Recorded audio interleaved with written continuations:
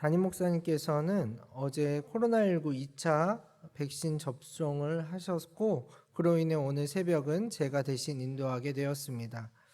잘 아시겠지만 백신 접종을 한 후 몸이 좋지 않은 분들이 많습니다.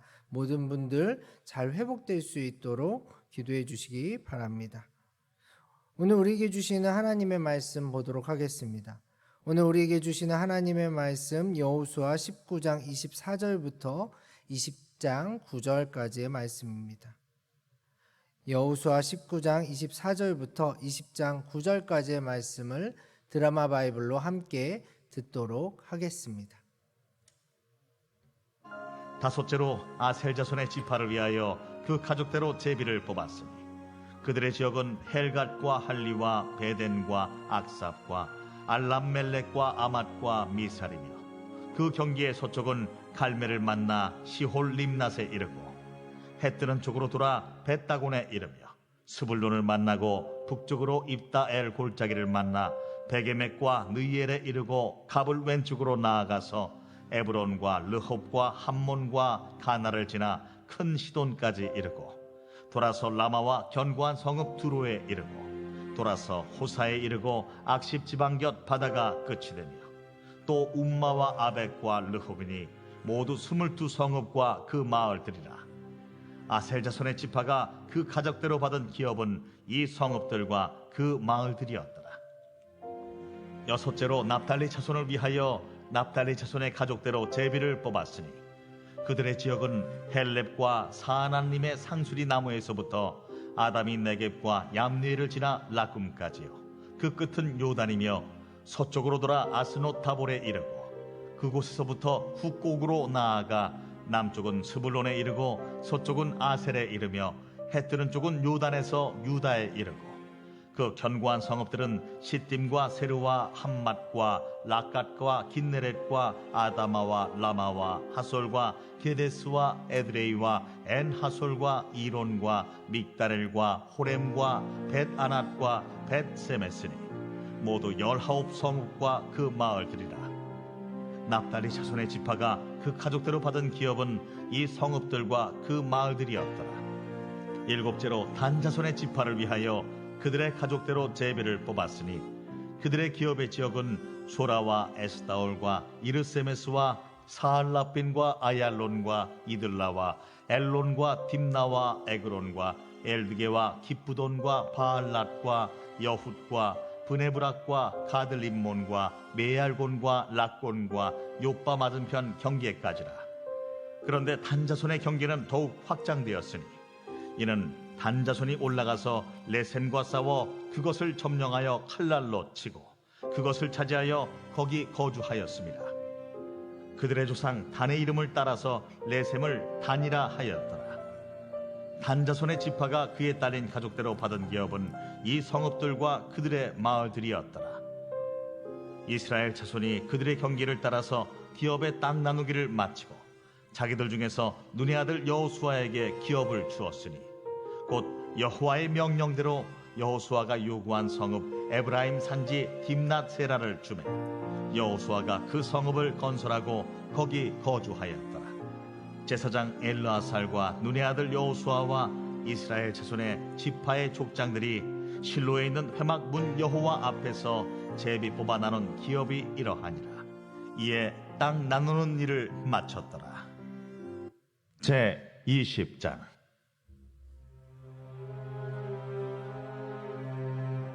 여호와께서 여호수아에게 말씀하여 이르시되 이스라엘 자손에게 말하여 이르기를 내가 모세를 통하여 너희에게 말한 도피성들을 너희를 위해 정하여 부지 중에 실수로 사람을 죽인 자를 그리로 도망하게 하라. 이는 너희를 위해 피의 보복자를 피할 것이니라. 이 성읍들 중에 하나에 도피하는 자는 그 성읍에 들어가는 문 어귀에 서서 그 성읍의 장로들의 귀에 자기의 사건을 말할 것이요 그들은 그를 성읍에 받아들여 한 곳을 주어 자기들 중에 거주하게 하고 피의 보복자가 그의 뒤를 따라온다 할지라도 그들은 그 살인자를 그의 손에 내주지 말지니 이는 본래 미워함이 없이 부지 중에 그의 이웃을 죽였음이라. 그 살인자는 회중 앞에 서서 재판을 받기까지 또는 그 당시 대제사장이 죽기까지 그 성읍에 거주하다가 그 후에 그 살인자는 그 성읍 곧 자기가 도망하여 나온 자기 성읍 자기 집으로 돌아갈지니라 하라.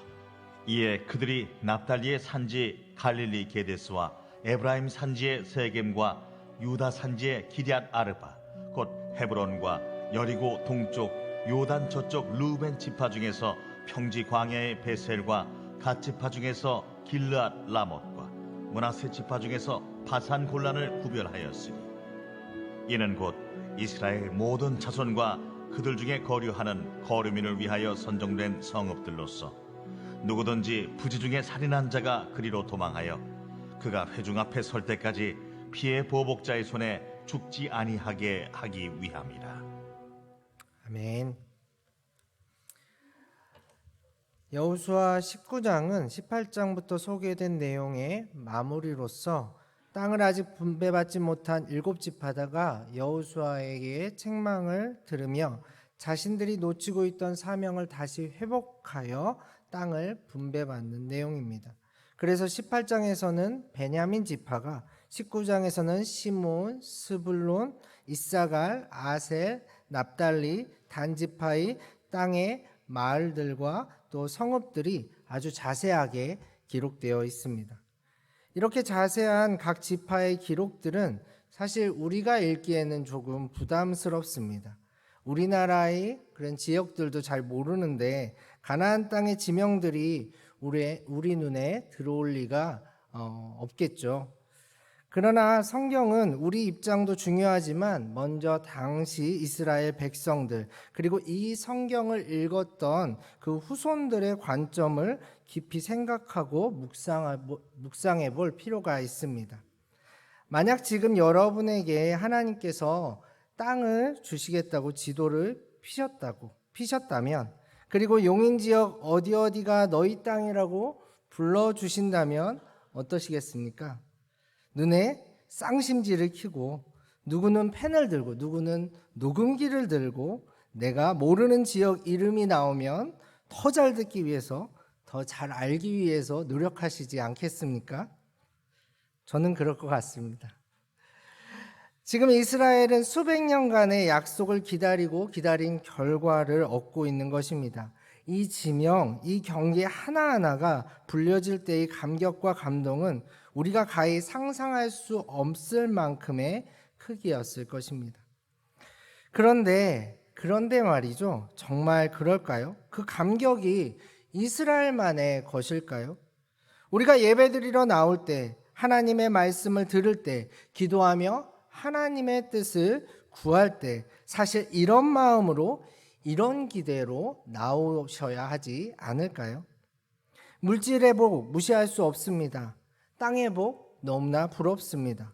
그러나 우리는 하늘의 복을 아는 사람으로서 하나님께서 우리 인생 그 자체를 책임져 주고 계십니다. 성경 속 이스라엘 백성들은 경험하지 못했던 복음의 비밀과 참된 구원의 가치를 말씀을 통해 오늘도 우리에게 알려주고 계십니다. 그러니 우리도 눈에 쌍심지를 켜고 우리 몸과 마음의 귀를 활짝 열어 주님이 주시는 풍성한 영적인 복을 누려야 할 것입니다. 본문으로 돌아와 49절부터 50절까지 마지막으로 여호수아가 에브라임 산지 딥나세라를 기업으로 받는 것을 기록하며 모든 땅의 분배가 잘 하나님의 말씀 앞에서 순종함으로 마무리되었음을 말씀하고 있습니다. 이제 이스라엘에게 있어 땅 분배는 완료되었습니다. 다만 땅에 관련된 두 가지 일이 더 남았습니다. 하나는 도피성을 마련하는 것이고 하나는 레위인이 살 거처를 마련하는 것입니다. 그러나 도피성은 레위인들의 성읍에 있는 것이기에 이 둘은 깊은 관련이 있습니다. 오늘 20장은 먼저 도피성에 대한 규정을 말씀하고 있는데 이는 이미 하나님께서 모세에게 명령하신 내용입니다. 그런데 하나님께서 도피성을 마련하신 이유가 무엇이라고 말씀하고 있는지요? 3절을 제가 읽어드리도록 하겠습니다. 부지 중에 실수로 살인을 사람을 죽인 자를 그리로 도망하게 하라. 이는 너희를 위해 피의 보복자를 피할 곳이니라.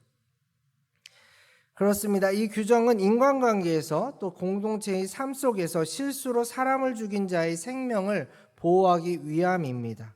잘 아시겠지만 고대 법률의 가장 기본적인 토대는 눈에는 눈, 이에는 이였습니다. 하나님이 주신 율법에서도 이 사항이 많이 강조되어 있습니다. 그런데 이를 두고 마치 내가 받은 만큼 똑같이 복수하라는 의미로 우리는 여겨서는 안 됩니다. 실상은 상대에게 피해를 줄 만큼 그대로 돌려받게 될 것이니 아예 문제가 생기기 전에 조심하라는 뜻입니다. 그러나 부작용도 만만치 않았습니다. 고대부터 지금까지 문자주의나 또 극단주의자들은 이 규정을 신의 뜻으로 받아들여서 개인의 싸움이 집안의 싸움이 되고 또 그것이 몇 세대에 걸쳐 전쟁처럼 이어져 내려와 결국 한쪽이 모두 죽어야 끝나는 경우가 있습니다. 물론 율법에도 사람을 죽인 자는 사형에 처하라고 명령하고 있습니다. 그러나 하나님은 생명을 살리시는 분이심을 우리는 기억해야 합니다. 사형을 장려하는 것이 아니라 오히려 공동체의 질서와 평화를 위한 것으로 아무리 원한이 깊어도 화가 머리끝까지 나더라도 상대방의 생명을 함부로 대하지 말라는 경고인 것이죠. 그런데 도피성은 여기서 한 걸음 더 나아갑니다. 정말 실수로 누군가의 생명을 해쳤을 때는 도피성의 몸을 피해서 정당한 재판을 받을 수 있도록 한 것이지요. 당시 아무리 실수로 살인했어도 그 정황만 보고서 그 가족이나 친척들에게 잡혀서 죽임을 당하는 경우가 있었고, 앞에서 언급했듯이 이러한 피해 보복은 또 다른 피해 보복을 부르는 경우가 많았습니다. 그러나 하나님께서 생명에 관해서 더 세심하게 신경을 쓰셨고 이 가치를 이스라엘 백성들에게 이 도피성을 통해서 알려주고 있는 것입니다.